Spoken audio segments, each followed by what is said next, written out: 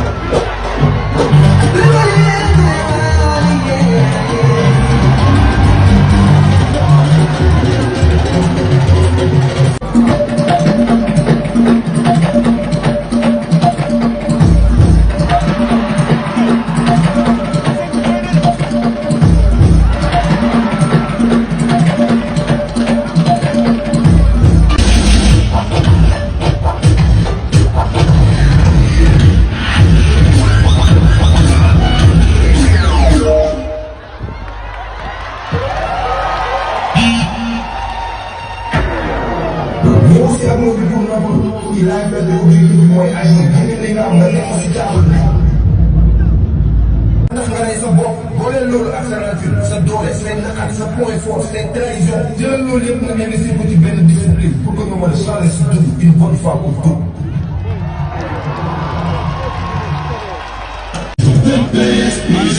Grosse bise à toutes et à tous sur le bout du nez. Salut, salut, salut, salut, salut.